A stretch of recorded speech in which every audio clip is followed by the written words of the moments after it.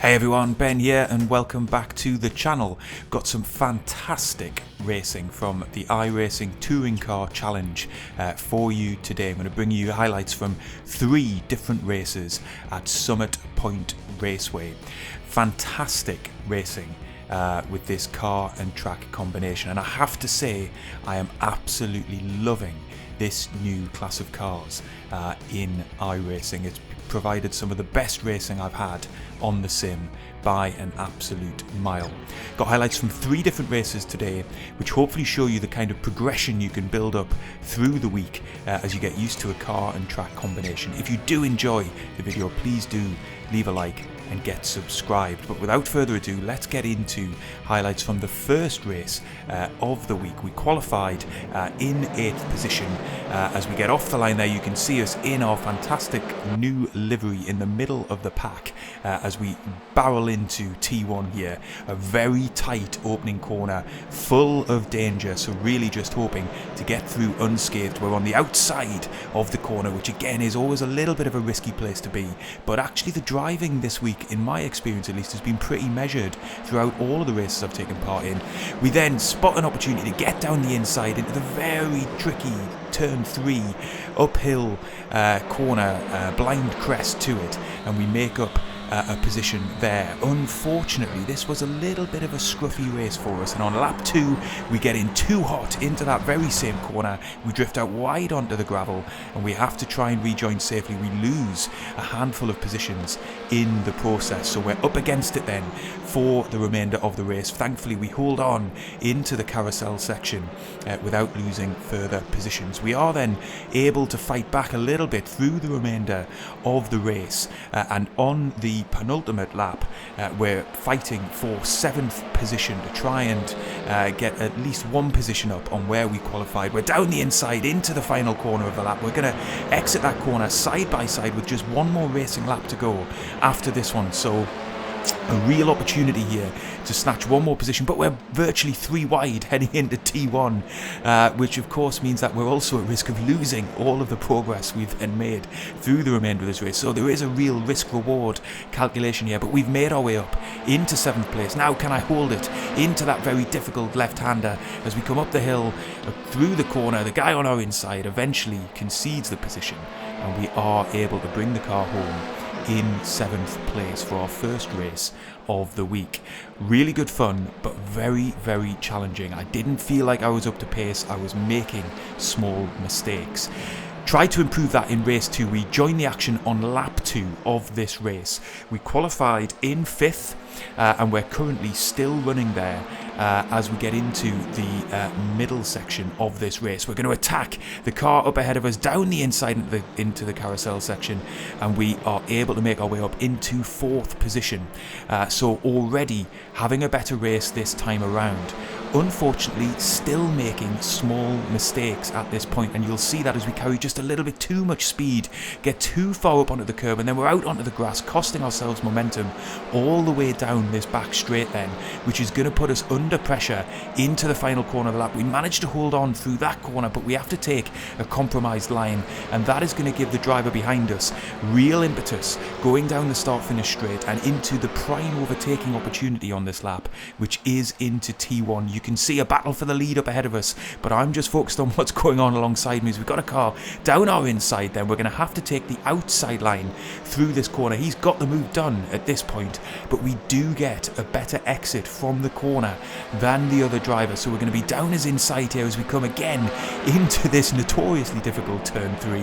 We just about managed to hold it down the inside and take the position back, so we managed to consolidate ourselves in 4th position.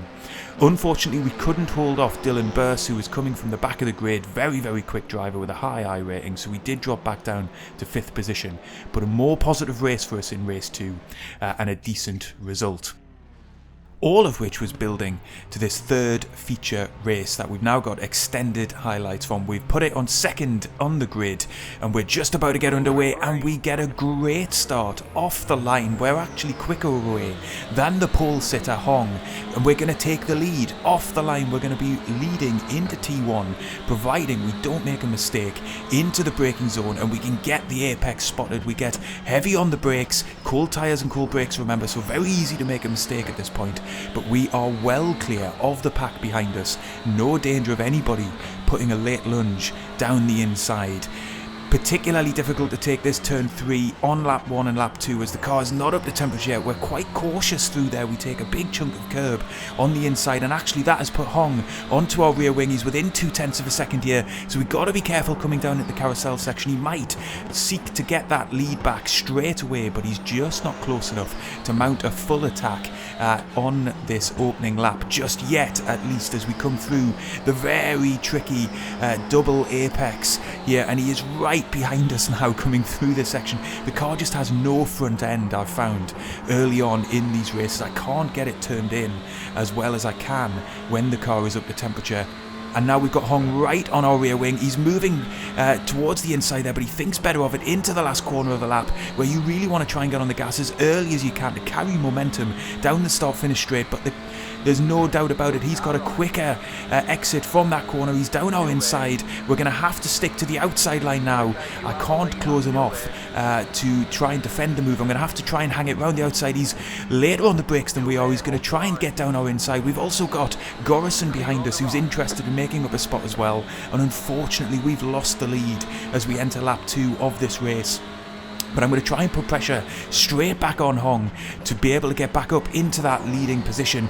We're through to turn 3 again. Gravel across the track as somebody has had a bit of an off there on lap 1, clearly. We're going to try and put all kinds of pressure onto the driver up ahead now as we come into the carousel section again. Try and force a mistake. He has ran wide. We're going to duck down the inside, but we're on the outside for the next corner. Really difficult to make a pass here. So I'm just really trying to put pressure on to see if he'll make a bigger mistake that will open up an opportunity. Unfortunately, he keeps it nice and neat and tidy and tight to the apex, so there is no way through. All I can do is try and remain close to Hong into T1 on the next lap, and there will be our best opportunity to try and retake the lead of this race. But we have a chance of victory here today in this field. There's no doubt about it. We are on the pace of the lead driver here. We're in his slipstream. We crossed the start finish line for the second time. We're into lap 3. Albany shapes to defend, so we're going to have to go around the outside again. We've got the momentum into the braking zone, and we're ahead into the braking zone. We're going to have to hold it around the outside, not the ideal line, but we're side by side on exit. That is going to potentially give us the high ground into turn 3. But going down the inside with a narrow entry to the corner is not ideal. I don't want to drift wide and hit him on the exit. He's side by side, he holds it around the outside, and I just have to get off the gas because otherwise we would definitely have come together. So I think better of it, live to fight another day. But what fantastic battling over the course of these opening laps. We've got a real race on our hands here, and Gorison is interested as well. He's just 0.2 seconds behind us, and Heron in 4th position is also within touching distance for this battle for the lead as well. We're snaking through then the middle of the lap once again as we are approaching the end of the first third of this race. Hong has just extended the gap a little bit. He's half a second up the road now. I'm not sure we're going to be close enough heading into the beginning of the next lap, but we get a decent run through the final corner, so actually we may close in on him once again through the end of this lap. I have to just cut a few frames of footage there as we had a bit of a freeze for my connection, but we're still right on his rear wing. We haven't skipped forward any significant time in the race as we're coming through to start lap 4. Still experiencing a few jitters there, but nothing that interfered with the racing. We're through then into turn 3 once again, putting all sorts of pressure on Hong, but he's keeping it very neat and tidy, not really making any mistakes. And because it's so difficult to pass at Summit Point, such a technical track, it's going to be very, very difficult to squeeze our way through, given we're so well matched on pace with Hong. It's going to require some sort of mistake or some sort of very brave move down into T1 and just basically trying to force him off the gas at a crucial point of the lap, which will then allow us to fully make a move past. Otherwise, we're going to be really struggling to get past him. We've made a little bit of a breakaway from Gorison behind us in third position, so there's a chance that Hong and I are going to break away from the pack behind us, and it will be a 2-horse race for the win here. He's weaving to try and break the toe up ahead. We're still well within contention here, just 0.3 seconds separate ourselves from the lead of the race. We're going to try and get late on the brakes. There's no chance of making a move down his inside, but at the very least we can do is make sure we're as big as possible in his rear view mirror to hopefully distract him from his braking point or from the racing line. Once again then we're up into the blind crest of turn 3. We both take a pretty nice line through there. We're not running wide and kicking up dust. I think from this early phase of the race it's becoming clear that we're probably a little bit quicker than he is through sector 1. But he's actually managing to take a tighter line, a quicker line through this middle section of the lap, and unfortunately that is meaning that he's extending the gap just enough into the final sector of the lap and into T1 of the next lap, so that we're not close enough to be able to make a move. You can see that quite visibly now, where the gap was 0.2, 0.3 in the first sector of the lap. That has extended now to just about over half a second as we come into the final corner of the lap. Once again, trying to drift it as wide as you dare, but not too wide, as we go down onto the start-finish straight. Once again, weaving to break the toe. We do have a little bit of a breathing space there then to go back and look at what was just a fantastic first couple of laps of racing. There we are at the front of the field. Don't you love to see it, as we actually got into the lead heading down into T1, and we managed to hold that lead with everybody racing very sensibly behind us. I've got to say, I've been so impressed with the standard of racing in the races we've done so far this season in this class at some very difficult tracks that we've been to so far. This is just a little bit later on lap 1, and you can already see the pressure that Hong is applying to us to try and get his lead back, as we're just trying to get the car turned in on cold tyres, cold brakes, and to be honest, really struggling to do it. I was slow through this section of the lap, and that put us under immediate pressure from Hong behind, who seemed to be able to wrestle his car better through these opening corners on lap 1. And you can see the pressure he's trying to apply to us, just trying to force a mistake. I don't think he's trying to get alongside us at this point, but he's just trying to make sure that we come under some pressure into that final corner. And then on the first corner of the next lap, he does make the move down our inside. Garrison very, very close to doing likewise, but we're able to hold on to second position.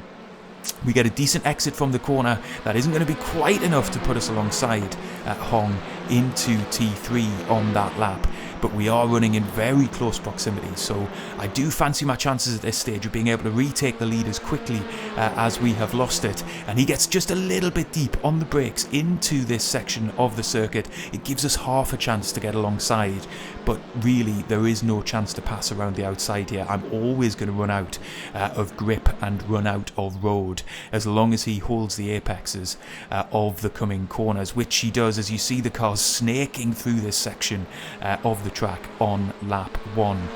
But brilliant racing all round. Here we are then at the beginning of the next lap, where we do have a run. He takes the defensive line nice and early, fair play to him. We're later on the brakes, but we are around the outside. We have got a nose ahead at that point of the corner. We're going to exit the corner side by side. We do get a better exit though, and so we will be just half a car's length ahead heading into T3, but we're compromised on the narrow entry to the corner. We're so close to just putting too much speed into that corner and drifting wide into him. Thankfully, we measured it just about right, so we didn't come into contact with him, and unfortunately we had to settle in to second place. We skipped forward through the middle section of this race. We're into the final couple of laps now, and as you can see, the gap behind us has extended to around 2.8 seconds, but we're still within half a second of the lead here of this race. It has been an unbelievable battle. I have not been able to close in significantly enough to be able to get alongside. Our pace is just too well matched. Neither of us are making mistakes, but I am still maintaining the pressure on Hong. keeping the gap within a second throughout pretty much the whole lap, and hoping that he makes some sort of mistake which opens the door to us to be able to make a pass in the final couple of minutes of this race. But that is what it's going to come down to. It's just too technical a track for us to really be able to just throw one down the inside, throw caution to the wind. There isn't really an opportunity to do that, and our pace is too well matched to be able to significantly close in through race pace alone. It's going to come down to a mistake. The white flag is out then. We're heading on to the final lap of this race. Can we find any sort of opportunity to increase the pressure? Actually, if anything, Hong is slightly further ahead than he has been heading down into T1 on previous laps. The other risk here is that I push too hard and I end up making a mistake which sends us back down the pack. Although we have opened up the gap to Gorison behind, actually the rest of the field is pretty closely bunched together. And what I would say from my experience across these three races is this is not a track, it's not really a car either, that rewards pushing excessively. I was slower in the opening couple of races that I ran this week because I was just pushing too hard through these corners, and actually, although you might be quicker on entry, you then lose loads of time on exit, and in the end you set a slower lap time. So it's a real balance to find to really try and extract the maximum amount of speed that we can through this race, but without pushing it too far, and in the end running slower than you can. And as you can see, as we head towards the end of this final lap, we have not been able to push Hong into a further mistake. It's been such an enjoyable race. That battle in the opening section of the race was superb. Really clean, fair but firm racing from both of us. We crossed the start finish line then for what is, I think, our best race that we've had on iRacing, full stop, in any of the series we've ran so far, whether it's the McLaren GT4 or the USF last season. And it's just another great example of the quality of racing that we're experiencing so far in this touring car challenge. There's the full classified results then. Second place from a second place qualifying, but in what is a really quite high strength of field for us. And it's meant that we've put our iRating up into the 1.8k bracket for the first time ever, which is a new heights for us to scale. But more than anything, I'm just really enjoying the racing. I encourage you to give it a try yourselves if you have the content you need to get stuck into this. If you've enjoyed the video, please do remember to leave a like, get subscribed, and I will see you on the next one.